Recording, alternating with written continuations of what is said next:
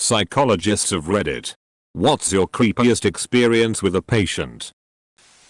It actually wasn't that creepy to me. But it would be creepy to people less familiar.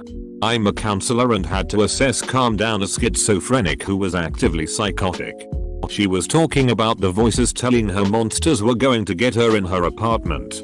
But as I talked to her, she started saying how the voices are talking about me too. That sounds so interesting. What did they say about you? I saw schizophrenic people that were really close to me once. There are two outcomes. They either go in realistic negative thoughts or supernatural negative thoughts. Good thing the person that I'm talking about took the way of realistic negative thoughts. I couldn't imagine how scary it would be to stay with a supernatural one. The creepiest was probably when I was an intern and this guy was really creeping my supervisor out, but I didn't pick up on it. So we meet him together and my supervisor said watch to see if it feels like he's taking up the whole room. When we walked in I totally felt him imposing on me and I felt very small. I watched how he reacted while discussing discharge and everything had a vague threat in it. Like, yeah, I will be getting out Wednesday with a flat stare beyond it and a smile. But nothing else happened and I saw the dude on the city bus months later. He was wearing a cartoon knitted cap and had that same smiling stare but didn't recognize me. Anyways, he ends up killing some people and stuffing them into a dumpster. I love happy endings. This was not. Your joke is the happy ending to that story. Close bracket. My uncle-in-law's story. He used to run this inpatient unit in Florida. It was mostly just elderly patients. Quote. They had this one patient. Huge guy. Over 6 feet tall. Over 200 pounds. He had been a professional wrestler. My uncle said the patient was a very quiet, mild-mannered schizophrenic. One night, my uncle is doing his rounds. It's his night to stay. But it's slow. So he asks the nurse if she's alright by herself. So he can go home. She says yes. That night, the patient killed 3 patients, broke their spines, and beat the nurse to death. I want to say there were 4 people total who were badly injured. And 4 deaths. Edit. For clarity. Lebokenline.com link.wx5n8 Whoa. Thanks for source. How sad. Comma. Nurse here. They say all patients are psych patients, but the one that will haunt me forever was a psychotic convicted pedophile murderer that we had on the floor for over a month. He was in his 30s. Morbidly obese. Dirty. Missing teeth. Had long yellow fingernails, and had delusions that he was a 10-year-old girl. He always spoke in this sneering child's voice. Level 9000 creepy at the start.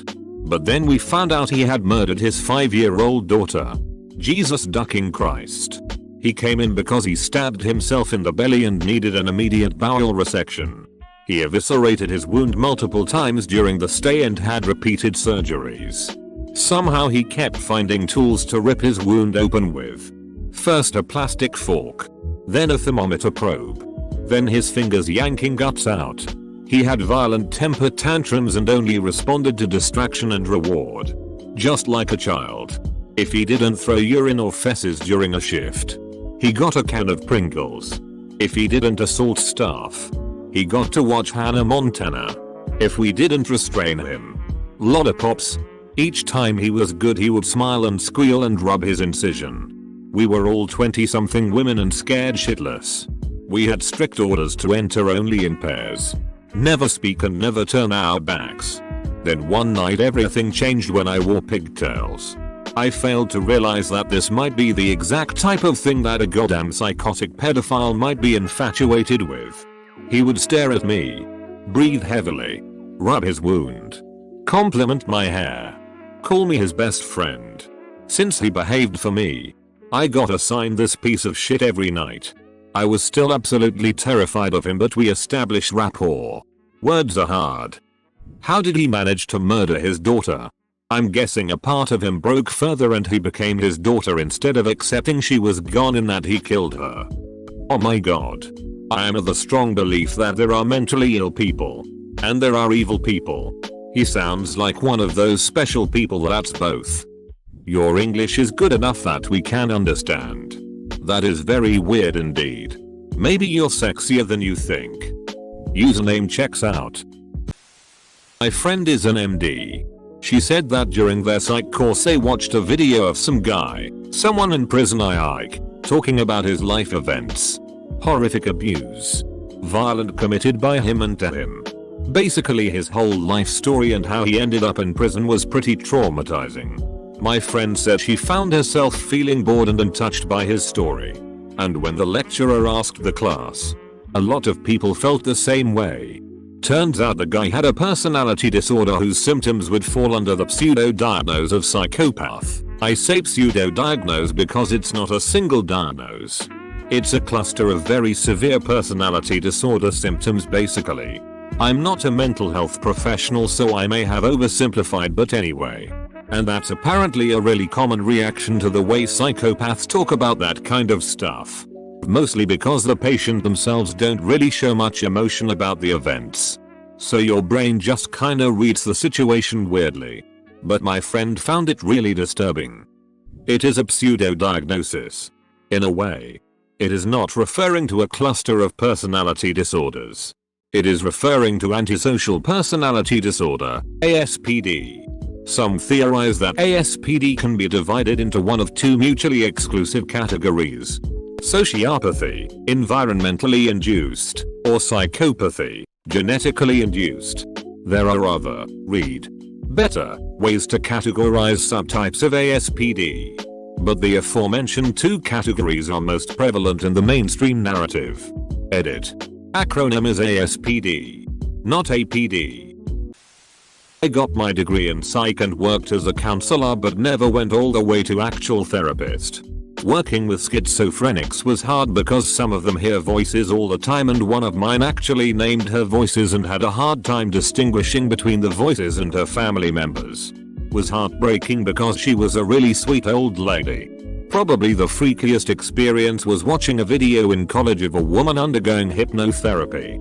What had happened was she had undergone surgery and during it woke up, but was under the effect of the paralytic so she couldn't move. So the surgeon didn't know she was awake. So she experienced the surgery awake and couldn't move or speak. She repressed the memory but had terrible anxiety and PTSD. The therapist put her under hypnosis and had her recreate a repressed memory of the surgery and she started shouting, "Stop cutting me," over and over. It was absolutely horrifying. Most of the class was in tears. This was over 20 years ago so some details might be fuzzy. But that's the gist of it. Jesus. That's one of my worst fears. I can't imagine watching someone actively reliving it under hypnosis. Was under the effect of the paralytic so she couldn't move. So the surgeon didn't know she was awake. As a redhead. This is my greatest terror. The first time I ever went under general anesthesia. I didn't feel anything. But I heard a lot of the ongoing conversation. I casually asked my surgeon about it afterwards. And his jaw dropped. I didn't know any better and thought that it was something normal. He had heard of stuff like this happening with redheads, it's linked genetically apparently, but had never witnessed it. Turns out that the auditory function is the last thing to go under and that redheads need a slightly different cocktail to be put under. I've gone under twice since. And each time I've told the anesthesiologist, oh by the way, please notice I'm a redhead. ScienceHowStuffWorks.com link. BNLM link. Not a psychologist. But I am a first responder and I have had tons of run-ins with people suffering from schizophrenia. The most frightening mental illness in my opinion. I remember a woman who experienced severe auditory and visual hallucinations. Non-violent. She would call about the FB and sire, etc. While speaking to her she would periodically turn to the top corner of the room and be like, "Shut up mom." Yes, I told them. I can't imagine. Recently I spoke with a man who thought a car was following him. He calmly explained that sometimes he hallucinates and has paranoia despite medications and therapy. It was the first time talking to someone who had such a strong awareness of their illness. Who struggled to reject his symptoms. He is in his 50s and has had schizophrenia since age 19. It was beautiful and my heart went out to him. Not a psychologist, but former EMT, and we often had to play psychologist. At least in short term. Ran a patient. I was around 25 at the time. Maybe 190 pounds. This kid was young. 18ish. And maybe 230. Strong by the looks of it. We were taking him from one psych facility to another. Well, I'm in the back of the unit with him and he asks if he can borrow my cell phone to call his mother. No. Sorry bud. But it was okay. Because his mother showed up then. At least. According to the conversation he started having with the empty space next to me. So he starts having a conversation with this woman. Okay. Well. He's healthy. So I'm just gonna scoot to the chair behind the stretcher. As we are going down the road. The conversation turns into an argument. Again. It's only me and him in the box, but he starts yelling and cussing his mother out. Then his girlfriend appears, I guess, cause he starts yelling at another person. He starts gesturing violently towards them. Empty bench seat. I tell my partner to hurry up. Now. In the middle of this. The guy starts screaming. Then whips out his dong and starts talking about how he is going to duck both of them. So. To recap. This guy is now screaming at an empty bench seat. Beating his meat furiously. And straining against the straps, doesn't try to take them off. We get to the receiving facility. And I now speak up. Trying to gently explain that it might be best for him to compose himself. He seems to snap back to reality. And gets embarrassed. He zips up. Got him situated without any further issues. But yeah. Damn. Had a psych teacher in college who'd volunteer at our local hospital. He said something that struck me. Some people decide to be crazy. After years of struggling against intrusive thoughts. Voices. They just let it all hang out. Like. Duck it, I'm crazy and I don't care who knows anymore. And sometimes when someone was acting out some bizarre behavior. He'd tell them nicely to just knock it off and they'd just stop it. I don't know what's more disturbing. That or the fact that I'm entertaining letting my nutso hang out. Best comment of the day. Once while volunteering at a homeless shelter, I was serving dinner and this one guy kept staring at me and cycling through the line. He didn't talk to me and he kept staring at my hair and chest. I was 15, but I had ED. He was really creeping me out. As people started to leave and he was still there, we started cleaning and he cornered me by the wall. I knew there could be some crises and I was scared. H3 finally talked to me. I'm sorry I keep staring at you. I can see you're scared. You just look so much like my friend who was shot in the head for being a Christian. You look so much like her you could be her. He then pointed at my chest to my necklace. Her favorite color was green. And she loved turtles. I'm sorry I freaked you out. He then grabbed his stuff and left saying God bless us for our help.